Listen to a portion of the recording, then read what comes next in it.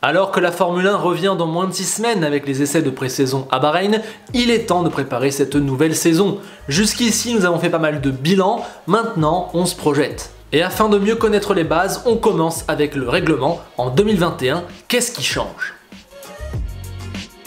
Avant que la vidéo ne commence, je vous rappelle que vous pouvez liker cette vidéo et vous abonner à cette chaîne, ça m'aide énormément. Je vous rappelle aussi que j'ai lancé ma chaîne Twitch tous les mercredis à 21 h. On se retrouve pour 1 heure, 1 heure et demie de discussion autour de la Formule 1. Et ce mercredi, demain soir, on se retrouvera pour faire un peu les Oscars de la saison 2020. Viens, c'est sympa. Bon, revenons à nos moutons. Vous n'êtes pas sans savoir que les écuries de Formule 1 ne font pas ce qu'elles veulent, elles se basent sur un règlement. Il est édité par la FIA qui fixe les limites et les directives, et pour 2021, il y a quelques petites choses qui changent. Déjà, cette année devait être celle de la révolution, de la fameuse nouvelle réglementation, une refonte extrêmement profonde des règles en vigueur, un grand bouleversement. Malheureusement, avec le virus, tout ça a été décalé d'une année, ce sera pour 2022, on garde les mêmes voitures en 2021, mais attention, ça ne veut pas dire que rien ne change, loin de là. Alors avant d'évoquer une à une les nouvelles règles, j'ai envie d'expliquer pourquoi on fait des changements. Qu'est-ce qui guide les décisions de la FIA ? Si on procède à des ajustements, c'est surtout car les performances des voitures ont beaucoup trop progressé récemment. Les écuries ont fait des progrès incroyables, notamment dans la création d'appuis aérodynamiques, c'est-à-dire la capacité à plaquer la voiture au sol. Malheureusement, nous en sommes arrivés au point où c'est trop rapide, trop dangereux, trop coûteux et trop compliqué. Et donc si on a décidé de changer quelques points dans le règlement, c'est surtout pour réduire les performances, pour calmer le jeu. Et aussi pour une question financière, abaisser les coûts, c'est les deux grandes directives de la FIA. Et le premier changement, le plus gros à mon sens, il se situe au niveau du fond plat, c'est-à-dire le fond de la voiture, une partie vraiment clé. Toujours dans l'objectif de 1. Réduire les performances niveau appui aérodynamique et 2. Baisser les coûts de recherche et développement, on va faire deux choses au niveau du fond plat. Tout d'abord, on crée une zone triangulaire à l'arrière du fond plat qui va tout simplement être enlevée, être coupée. Toutes les voitures devront réduire leur fond plat sur la partie arrière. Au niveau des roues, la zone coupée est quand même assez grande. Comme vous pouvez l'imaginer, ça va complètement bouleverser la gestion des flux d'air dans cette zone, c'est un grand changement. L'autre modification, c'est l'interdiction de poser des appendices sur la bande latérale du fond plat. Trous, ailettes, bosses, tout ça on oublie, ça coûte trop cher à développer et ça crée trop d'appui aérodynamique. Rien qu'avec ces deux changements, la FIA pense réduire de 10% l'appui aérodynamique des monoplaces. Les écuries ont déjà annoncé qu'elles pensaient récupérer 5% rien qu'avec le développement fait cet hiver, mais c'est déjà un énorme changement. Et en plus, niveau aéro, on ne s'est pas arrêté là puisqu'on note deux autres changements. La taille des parois verticales des diffuseurs arrière seront réduites de moitié, et pareil pour les appendices sur la partie basse des écopes de frein. Bon, là on va pas rentrer dans les détails techniques parce que c'est clairement plus fin, plus compliqué, mais en gros ce qu'il faut comprendre c'est que des pièces plus petites égale des pièces moins chères, moins compliquées et qui ont moins d'effets aérodynamiques. Au-delà des modifications aérodynamiques, la grande nouveauté de 2021, c'est que la FIA va contraindre les écuries dans leur capacité de développement avec un système de jetons. Pendant les saisons, les écuries développent et testent de nouvelles pièces dans leurs usines. L'objectif est d'apporter des solutions aux problèmes rencontrés en piste, d'améliorer la voiture. Et parmi les infrastructures permettant de tester des pièces, il y a la soufflerie, également appelée tunnel aéro, et qui est un endroit où on pose la voiture et on génère de l'appui, de l'air, comme si elle était en mouvement. Ça permet de reproduire les flux d'air et donc de tester la manière dont une pièce les modifie, c'est un endroit de test grandeur nature. Depuis quelques années déjà, l'accès à la soufflerie est limité, les écuries n'ont droit d'y aller qu'un certain nombre de fois pendant la saison. Mais cette année, on va encore plus loin, car toutes les écuries n'auront pas le même nombre de tests disponibles. Le principe est simple, plus tu es mauvais, plus tu as le droit de tester. Avec ce tableau, on comprend mieux. L'écurie qui termine dernière au championnat pourra utiliser son tunnel 112,5% du temps qu'elle ne pouvait l'utiliser la saison dernière. En gros, si Williams pouvait faire 100 tests dans sa soufflerie l'an dernier, elle pourra en faire 112,5 cette année. Mais là où ça devient intéressant, c'est que c'est dégressif. 110% pour le 9e, 107,5% pour le 8e, et ainsi de suite jusqu'à seulement 90% pour le premier. Ça veut donc dire qu'en 2021, pendant que Williams pourra faire tourner sa soufflerie 112 fois, Mercedes ne pourra le faire que 90 fois. C'est pas les bons chiffres, mais c'est les bons ordres de grandeur, vous avez compris. Et mine de rien, c'est quand même un sacré changement, c'est clairement fait dans la volonté de permettre aux plus petits de se rapprocher des plus gros, on pénalise les meilleurs, on favorise les moins bons. Toujours dans sa volonté de simplification et de réduction des coûts, la FIA va encore plus loin puisqu'en 2021, pour la première fois de l'histoire, elle introduit un budget capé. À partir de l'an prochain, les écuries ne pourront allouer que 147 millions de dollars à la Formule 1, alors qu'avant elles avaient chéquier illimité. Alors ce cost cap n'est pas parfait, il n'inclut pas tout. Par exemple, il n'inclut pas les 3 plus gros salaires de l'entreprise ou une pléiade d'autres détails, mais c'est un bon début et surtout ça pose les bases d'une nouvelle ère philosophique. Quand on prend les sommes dépensées par les équipes en 2019, selon le site The Race, on se rend compte que ça va bel et bien les contraindre financièrement parlant, surtout les plus grosses. Encore une fois, tout ne rentre pas dans le cost cap, mais c'est déjà une révolution importante. L'idée, c'est d'empêcher que la hiérarchie se fasse selon la taille du portefeuille. Et ça, mine de rien, c'est un changement majeur qui va impacter toute la compagnie. Il va falloir décider de quels postes sont les plus importants, de comment on dépense l'enveloppe, de quel secteur privilégier. Bref, c'est un changement immense. Avant de passer à autre chose, je signale que le cost cap va s'abaisser d'année en année, 147 millions en 2021, 140 en 2022, 135 en 2023. Dernier grand axe de changement, les pneus. Et oui, et c'est pas n'importe quoi, on parle de la seule chose qui relie la voiture avec le sol. Pour répondre aux problèmes soulevés par les équipes et pour s'adapter aux nouvelles règles, Pirelli va proposer de nouveaux composés. Le problème, c'est qu'à l'heure actuelle, on a encore très peu d'informations. Les écuries ont testé 3 fois les pneus, mais tout le monde a détesté l'expérience et depuis, plus rien ou presque. Ça sera donc un peu la surprise, les écuries ont très peu de données pour travailler sur les pneus, on verra en début de saison en espérant que personne ne se retrouve trop lésé. Déjà qu'on leur enlève beaucoup d'appui et qu'elles vont devoir retoucher leur modèle aéro, voilà qu'on leur rajoute de l'inconnu sur les pneus alors que c'est une des clés principales de la course.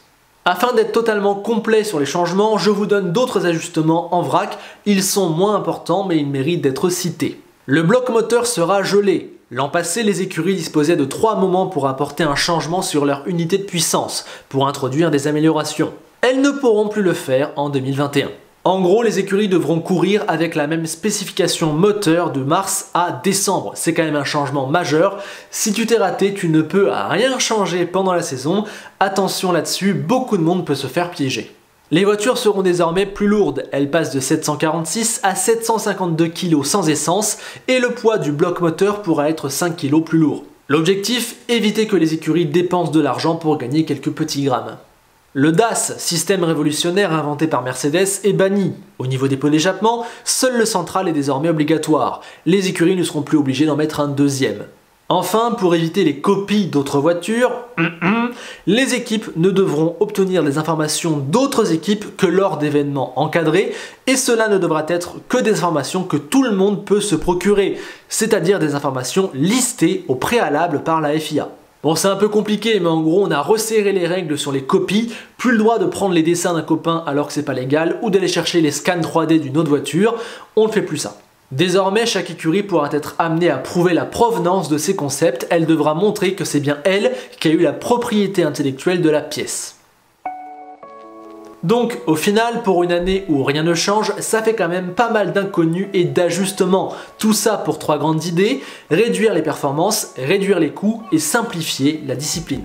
On a une Formule 1 qui essaye d'abaisser la barrière financière, d'être plus juste. L'objectif, c'est que dans quelques années, les meilleurs soient ceux qui aient le mieux exploité le règlement et non pas les plus riches. Pour le moment, ça reste un vœu pieux, mais les mesures que j'ai évoquées dans cette vidéo vont clairement dans ce sens. Il y a quelques années, on pouvait faire ce qu'on voulait. Argent, tests privés, utilisation de l'usine, rien n'était encadré. Pour servir d'illustration, je prends l'exemple de Ferrari à l'époque de Schumacher.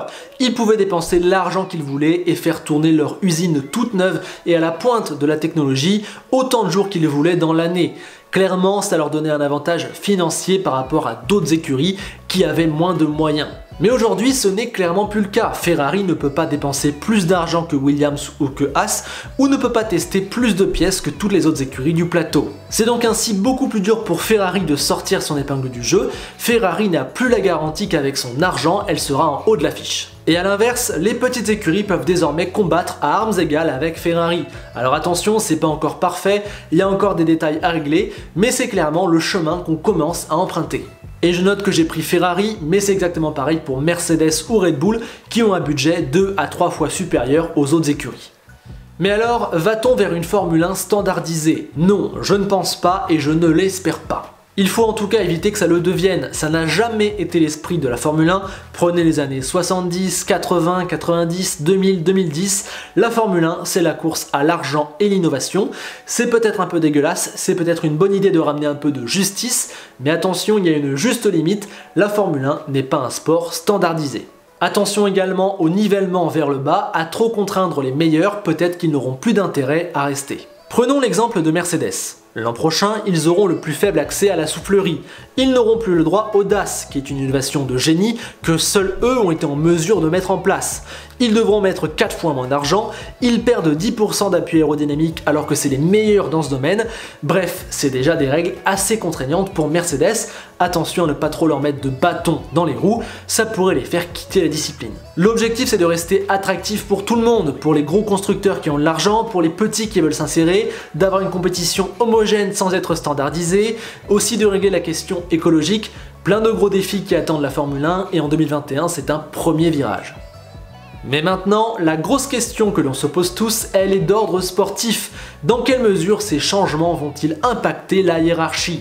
Bien sûr, à l'heure actuelle, il est impossible de répondre précisément à la question, on n'en a aucune idée, mais je vais quand même apporter des éléments. Tout d'abord, bien sûr, il ne faut s'attendre qu'à des changements marginaux. Williams ne va pas rattraper Mercedes d'un coup, la hiérarchie ne va pas être totalement bouleversée. Mais attention, je trouve que dans ces nouvelles règles, il y a pas mal d'incertitudes, d'inconnus, et qu'il va falloir reprendre certains travaux à zéro. Du coup, ça va créer des problèmes pour les uns et des opportunités pour les autres. C'est un petit peu la roulette russe, certains vont bien s'en sortir, d'autres non, et on ne sait pas trop qui c'est. J'ai la sensation que ces nouvelles règles imposent un vrai défi au concept aéro des écuries. On enlève des grosses parties, c'est tout le bodywork qui va être impacté. Je ne me berce pas d'illusions, ce n'est pas une révolution comme en 2022, je ne m'attends pas à voir tout changer, mais il faut avouer qu'il y a sa part d'inconnu, de travail à reprendre, et donc je ne serai pas surpris si on voit quelques dingueries. On a souvent tendance à dire que 2021 sera pareil que 2020, mais je crois que dans cette vidéo, on vient de prouver l'inverse. S'il vous faut une preuve de plus, je donne la parole aux experts. D'abord le directeur technique d'AlphaTauri qui dit que la monoplace va changer de 40%, ensuite James Allison de Mercedes qui dit que le travail est immense à effectuer, et enfin Andy Green de Racing Point qui parle d'un grand changement sur tout le concept aéro. Je n'essaye pas de vous vendre du rêve ou d'embellir les choses, bien au contraire, je ne suis même pas en train de dire que les choses vont beaucoup changer ou que ça va être la folie. J'essaye simplement, factuellement, d'expliquer les changements techniques et de dire que oui, ça a sa part d'inconnu et donc ça aura un impact. Ce qui m'intéresse surtout, c'est qu'en 2021, on pose les bases d'une nouvelle Formule 1 avec les budgets capés, les faveurs faites aux plus petites écuries, les réductions des coûts, bref, c'est vachement intéressant. J'espère qu'avec cette vidéo, vous en saurez plus sur les changements techniques et philosophiques qui nous attendent en 2021. Si ce n'est pas assez pour vous, j'ai mis en description des liens d'articles et de vidéos très instructifs où vous en apprendrez encore plus. C'est ce qui m'a aidé à faire la vidéo. Après avoir vu tout ça, on se sent clairement beaucoup plus au courant de tout ce qui change.